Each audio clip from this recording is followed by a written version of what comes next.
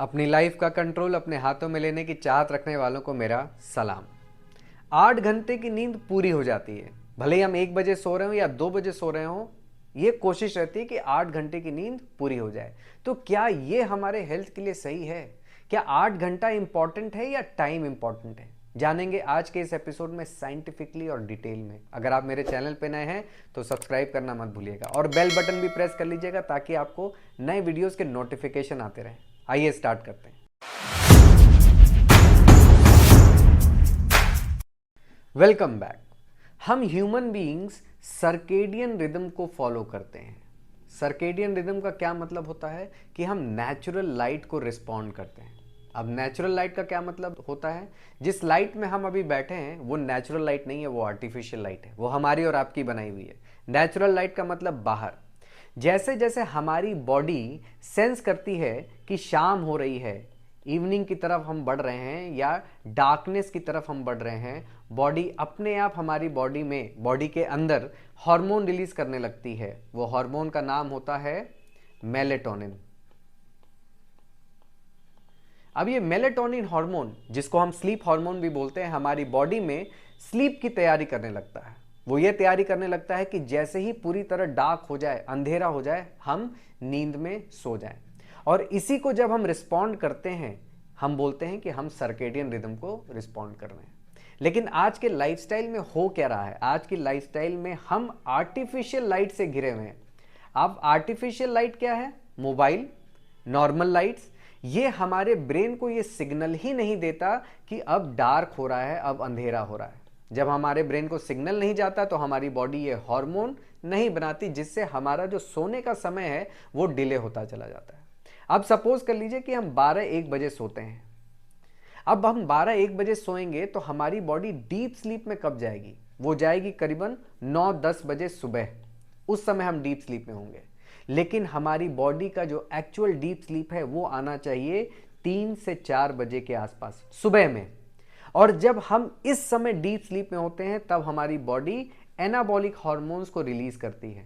इस anabolic hormones का काम होता है हमारी बॉडी में रिपेयर करना, हमारी बॉडी को रीजेनरेट करना।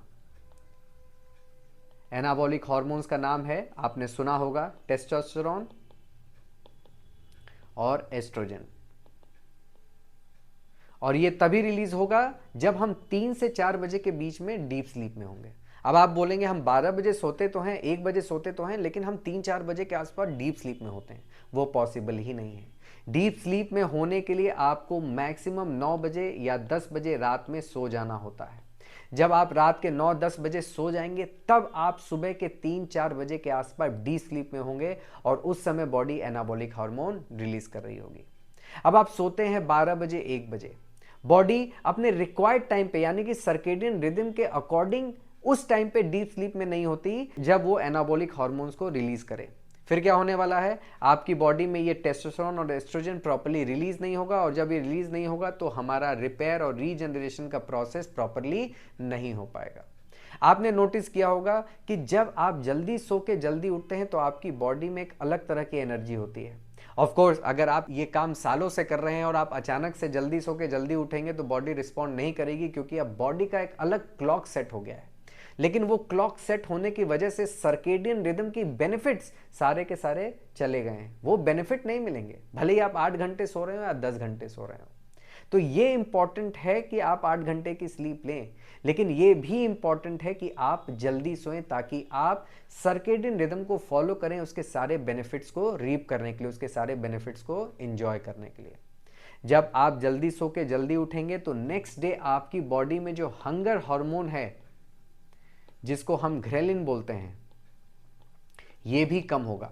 जब आप लेट से सोते हैं तो अगले दिन आपकी बॉडी में हंगर हार्मोन ज्यादा तेज रहता है। जब आपकी बॉडी में रिपेयर और रीजनरेट नहीं होता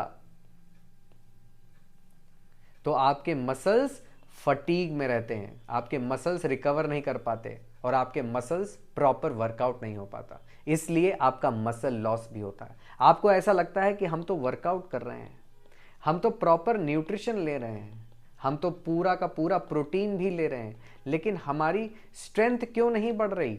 वो स्ट्रेंथ नहीं बढ़ने का कारण है कि आपकी बॉडी में रिक्वायर्ड हार्मोन सीक्रेट नहीं हो पा रहा, जिसकी वजह से उसका रिपेयर हो पाए, उसका रीजनरेशन हो पाए और वो अपना स्ट्रेंथ गेन कर पाए। तो जब आप लेट से सोएंगे तो आपकी बॉडी डेटोरिएट करेगी, आपकी बॉडी में इंप्रूवमेंट नहीं होगा, भले ही बाकी सब आप बिल्कुल सही से कर रहे हो। तो ये इंपॉर्टेंट है कि आप समय से सोएं, ये इंपॉर्टेंट है कि आप सर्केडियन रिदम को फॉलो करें अपने अच्छे हेल्थ के लिए। जो काम आप रात के 4 घंटे एक्स्ट्रा जग के कर रहे हैं, उस काम को जब आप सुबह करेंगे तो वो 4 घंटा नहीं लेगा, 2 घंटे में ही वो काम खत्म हो जाएगा। ये पावर है सुबह उठने का। तो सिर्फ आपके हेल्थ वाइज बेनिफिट भी नहीं होगा, आप काम भी ज़्यादा कर पाएंगे। अगर आप एक स्टूडेंट हैं तो रात के ये 4 घंटे ना पढ़ के आप सुबह ये 2 घंटा पढ़िए।